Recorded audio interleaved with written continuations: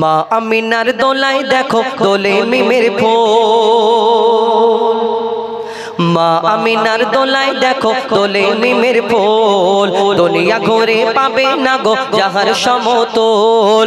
মা আমিনার দোলায় দেখো দোলে মিমের ফুল, দুনিয়া ঘুরে পাবে না গো যাহার সমতল। সে আসার পরে পড়ছে দেখো, আসার পরে পড়ছে দেখো সারা জগৎ কোল, আসার পরে পড়ছে দেখো সারা জগৎ কোল। কি পড়ে?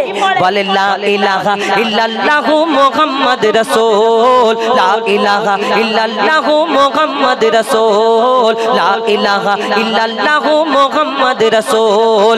মা আমিনার দোলায় দেখো দোলে মিমের ফুল, দুনিয়া ঘুরে পাবে না গো যাহার সমতল।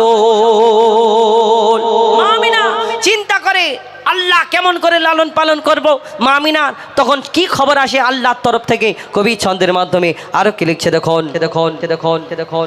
পিতার ছায়া ছিল না মাথায় নবী জন্ম নিল যখন, শুধু ছিল মা আমিনা ছিল না ভাই বোন, শুধু ছিল মা আমিনা ছিল না ভাই বোন। জন্মকালে এতিম বলে মা আমিনা ভাবে, নবী জন্মকালে এতিম বলে মা আমিনা ভাবে, আমি করব কেমন লালন পালন খোদা গো কি হবে, করব কেমন লালন পালন খোদা গো কি হবে। তখনই এক আওয়াজ আসে, শোনো আমিনা বিবি, তোমার কোলে নাজিল হলো খোদার শ্রেষ্ঠ নবী। আল্লাহ স্বয়ং তার লালন পালনে নিয়েছে গোভার, আর জিবরিল আমিন থাকবে হোগে ওর পাহারাদার। ও সৃষ্টি কুলের শিরোমণি, সৃষ্টি কুলের শিরোমণি নবী কুলের মোল, সৃষ্টি কুলের শিরোমণি হবে নবী কুলের মোল। দুনিয়াতে যার নাম হবে নবী মুহাম্মদ রাসূল, দুনিয়াতে যার নাম হবে মুহাম্মদ রাসূল। মা আমিনার দোলায় দেখো দোলে মিমের ফুল, দুনিয়া ঘুরে পাবে না গো যাহার সমতল। এই বিনা দানার খেজুর কোথা থেকে হলো মন দিয়ে শুনতে হবে। একদিন এক ইহুদি এসে প্রশ্ন করলো, এ মোহাম্মদ শোনো শোনো, তুমি দুনিয়াতে যে শেষ নবী শেষ পয়গম্বর বলে প্রচার করছো, তুমি শেষ নবী, তোমাকে আমি আখেরি নবী কেমন করে মেনে নিতে পারি? কেন? তোমার আগে অনেক অন্যান্য নবীরা এসেছিল, দুনিয়াতে অনেক রকম তারা মজেজা দেখিয়েছে, কেউ মুর্দাকে জিন্দা করে দেখিয়েছে, কারোর আশাবাড়ির কামাল ছিল, কেউ ওই পশু পাখির ভাষা বুঝতে পারতেন। এই দুনিয়াতে অনেক নবীর অনেক রকম খুবই আমরা দুনিয়াতে দেখেছি, কিন্তু শুনেছি, কিন্তু এই দুনিয়াতে তুমি যে শেষ নবী মোহাম্মদ, আমি তোমাকে কেমন করে নবী বলে মেনে নিতে পারি? তাহলে তোমার কাছে একটা আমি পরীক্ষা করতে চাই মোহাম্মদ। এমন সে চিন্তা করছে ইহুদি, এমন প্রশ্ন করব পারবে না, চিন্তা করছে। আর আমি তোমার কাছে একটা প্রশ্ন করব, একটা পরীক্ষা করতে চাই, পরীক্ষাটা যদি তুমি আমার সাকসেস হয়ে যায়, তাহলে আমি তোমার কাছে কলমা পড়ে মুসলমান হয়ে যাব, তোমার দলে আমি মোহাম্মদ মুসলমান হয়ে তোমার দলে চলে আসবো, কলমা পড়ে নেব। আর ইহুদি তখন ওই সঙ্গে সঙ্গে পকেট থেকে একটা খেজুরের দানা, খেজুরের আঁটি বার করে বলে, ও মোহাম্মদ শোনো, তোমাকে আমি একটা পরীক্ষা করতে চাই, তুমি নবী, আল্লাহর নবীরা অনেক কিছু করে দেখাতে পারে, তোমাকে আমি এই খেজুরের দানাটা দিচ্ছি, তুমি আমার সামনে এই খেজুরের দানাটা পুঁতে দিয়ে একদিনে একটা গাছ বের করে দেখাতে হবে।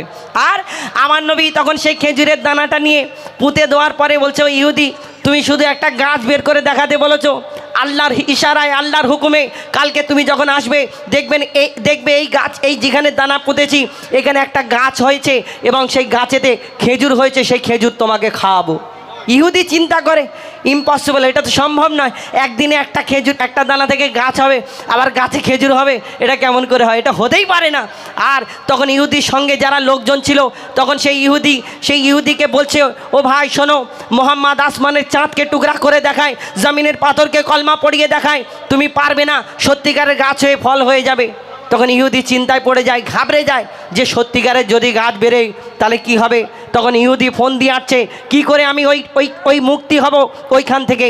তো সেই ইহুদি ভয়েতে গভীর রাতে সেই দানা চুরি করে তুলে নিল।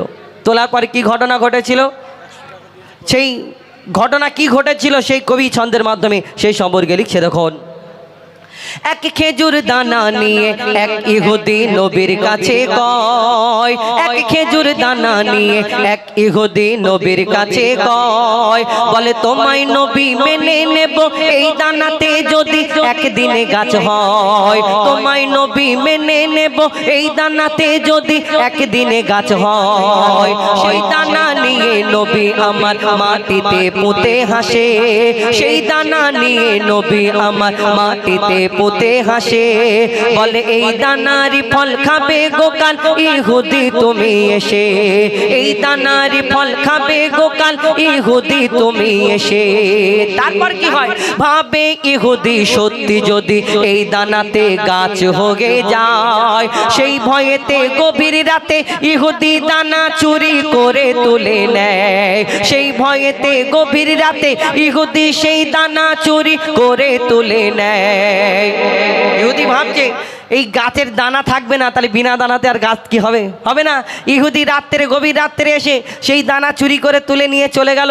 তারপর ইহুদি তারপরের দিন বুক ফুলিয়ে আসছে লোকজনকে নিয়ে, যে দেখো মোহাম্মদকে আমি পরীক্ষা করতে চেয়েছিলাম, মোহাম্মদ হেরে গেছে, আমি সবাই সামনে আরবের বুকেতে ওই মোহাম্মদের বেইজ্জত করব, সে বুক ফুলিয়ে আসছে। তারপর কি ঘটনা হয় কবি লিখছে দেখুন, সেই ভয়েতে গভীর রাতে ইহুদি দানা চুরি করে তুলে নেয়, পরের দিনে সেই ইহুদি নবীর সাথে গাছ দেখতে যায়, পরের দিনে সেই ইহুদি নবীর সাথে গাছ দেখতে যায়, গিয়ে দেখে সেথায় গাছ হয়ে ফল ভরে রয়, নবী তাকে নিজের হাতে সে গাছের খেজুর খেতে দেয়, আর খেজুর খেয়ে বলে ইহুদি এর দানা কোথায়।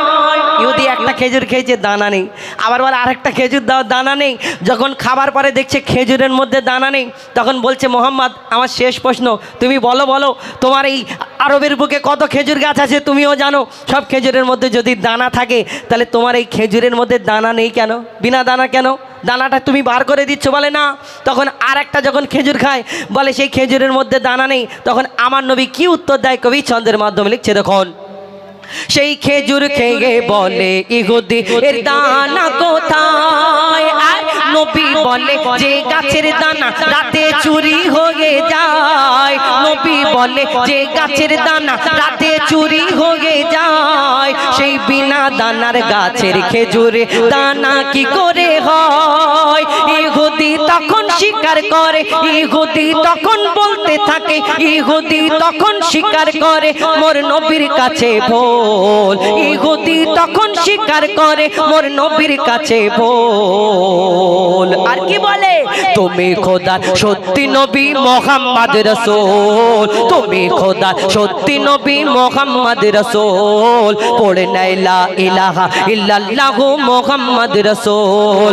মা আমিনার দোলাই দেখো দোলে মিমের ফুল, দুনিয়া ঘুরে পাবে না গো যাহার সমতল, মা আমিনার দোলাই দেখো দোলে মিমের ফুল, দুনিয়া ঘুরে পাবে না গো যাহার সমতল। সে আসার পরে পড়ছে দেখো, আসার পরে পড়ছে দেখো সারা জগৎ কোল, আসার পরে পড়ছে দেখো সারা জগৎ কোল। কি পড়ে, বলে লা ইলাহা ইল্লাল্লাহু মুহাম্মদ রাসূল, লা ইলাহা ইল্লাল্লাহু মুহাম্মদ রাসূল, লা ইলাহা ইল্লাল্লাহু মুহাম্মদ রাসূল, লা ইলাহা ইল্লাল্লাহু মুহাম্মদ রাসূল।